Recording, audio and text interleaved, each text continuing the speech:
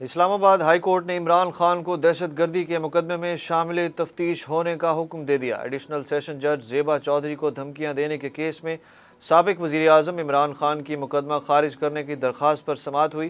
عدالت نے اخراج مقدمہ کی درخواست پر سماعت 15 ستمبر تک ملتوی کر دی۔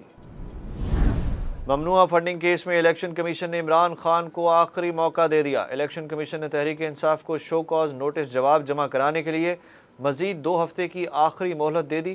الیکشن کمیشن میں پی ٹی آئی ممنوعہ فنڈنگ کیس کی سماعت ہوئی۔ Chief election commissioner Sikandar Sultan Raja کی سربراہی میں 4 رکنی بینچ نے کیس کی سماعت کی۔ کیس کی سماعت 19 ستمبر تک ملتوی کر دی گئی۔ ملک بھر میں آج 57واں یوم دفاع ملی جوش و جذبے سے منایا جا رہا ہے۔ یوم دفاع کی مناسبت سے عسکری اور سیاسی قیادت کے قوم کے نام اہم پیغام۔ Army chief general Qamar Javed Bajwa نے کہا کہ 6 ستمبر کا دن پاک افواج کے لیے غیر متزلزل عزم کی علامت ہے۔ ہماری آزادی اور امن شہداء کی بے مثال قربانیوں کی مرہون منت ہے۔ صدر مملکت ڈاکٹر عارف الوی اور وزیر اعظم شہباز شریف نے پاک افواج کو بے مثال قربانیوں پر خراج تحسین پیش کیا۔ یوم دفاع پر کراچی میں مزار قائد پر گارڈز کی تبدیلی کی مرکزی تقریب ہوئی۔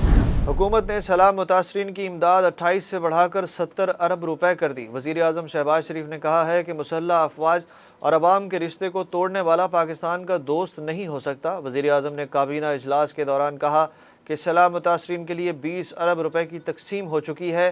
سیلاب متاثرین کے لیے 28 ارب روپے کا پیکج رکھا تھا۔ اجلاس میں عمران خان کے توہین آمیز بیانات پر لاہے عمل اختیار کرنے کے حوالے سے گفتگو ہوئی۔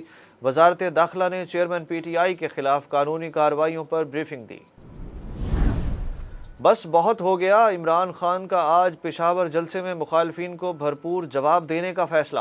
چیئرمین پی ٹی آئی کہتے ہیں ان سب کو بھرپور جواب دوں گا جو مجھے بدنام کرنے کے لیے میرے الفاظ کو جان بوجھ کر توڑ مروڑ رہے ہیں۔ اپنی ٹویٹ میں عمران خان نے کہا کہ پی ڈی ایم نامی مجرموں کے گروہ کی جانب سے کیے جانے والے منفی پروپیگنڈے پر میری کڑی نظر ہے۔ مریم نواز کے عمران خان پر طنز کے بعد مریم نواز نے ٹویٹر پر کہا کہ عمران خان کا پاکستان کے بارے میں موقف مشروط ہے۔ عمران خان کا موقف ہے کہ فوج خیر جانبدار رہے تو اسے کیچڑ میں گھسیٹیں گے۔ الیکشن کمیشن نے غیر ملکی فنڈنگ چوری بے نقاب کی تو عمران خان اس کی دیانتداری پر بھی حملہ کرتے ہیں۔ اسلام آباد ہائی کورٹ نے تحریک انصاف کی استعفوں کی مرحلہ وار منظوری کے خلاف درخواست مسترد کر دی۔ چیف جسٹس اسلام آباد ہائی کورٹ نے ریمارکس دیے کہ ڈپٹی اسپیکر قومی اسمبلی قاسم سوری کا نوٹیفیکیشن غیر آئینی ہے۔ ڈپٹی اسپیکر نے استعفیٰ منظور کرتے وقت طریقہ کار پر عمل نہیں کیا۔ انہوں نے جو کیا وہ اس عدالت کے فیصلے کے بالکل خلاف تھا۔ عدالت نے مرحلہ وار استعفوں کی منظوری کے خلاف پی ٹی آئی کی درخواست مسترد کرتے ہوئے خارج کر دی۔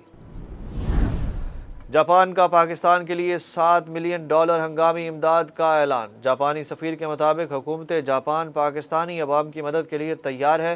انہوں نے کہا کہ اقوام متحدہ کی ایجنسیوں کے ساتھ مل کر صحت، خوراک، غذا، پانی، صفائی ستھرائی اور پناہ گاہوں سمیت دیگر ہنگامی ضروریات کے لیے مدد فراہم کی جائے گی۔ سیلاب کے باعث گزشتہ 24 گھنٹوں میں مزید 11 افراد انتقال کر گئے۔ تمام اموات سندھ میں ہوئیں۔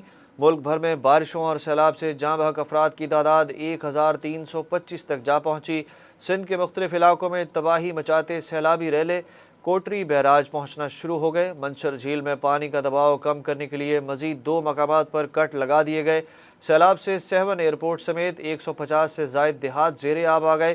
دوسری جانب جنوبی پنجاب کے ضلع راجن پور کے شہر فاضل پور کا ریلوے ٹریک 22 روز بعد بھی بحال نہ ہو سکا۔ پشاور سے کراچی ٹرینوں کی آمد و رفت حال معطل۔ سندھ میں کم عمر اسکول کے بچوں کو بھی کورونا ویکسین لگانے کا فیصلہ۔ Additional director private institution Sindh Rafia Javed کا کہنا ہے کہ 5 سے 12 سال کے طلبہ و طالبات کو اسکولوں میں ویکسین لگائی جائے گی۔ پہلے مرحلے میں حیدرآباد اور کراچی میں 19 تا 24 ستمبر ویکسینیشن کی جائے گی۔ ملک میں ڈالر پھر بے قابو۔ انٹر بینک میں ڈالر 1 روپیہ 56 پیسے مہنگا ہو کر 221 روپے 42 پیسے پر بند ہوا۔ اوپن مارکیٹ میں ڈالر کی قدر میں 3 روپے کا اضافہ ہوا۔ اوپن مارکیٹ میں 1 امریکی ڈالر 233 روپے کا ہو گیا۔ اور ایشیا کپ میں ایک روز آرام کے بعد آج سے پھر مقابلے شروع ہوں گے۔ دبئی میں سری لنکا اور بھارت کی ٹیمیں آمنے سامنے آئیں گی۔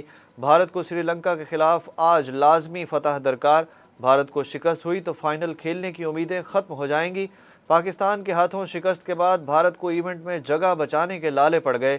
سری لنکا سپر 4 کے پہلے میچ میں افغانستان کو ہرا چکا ہے۔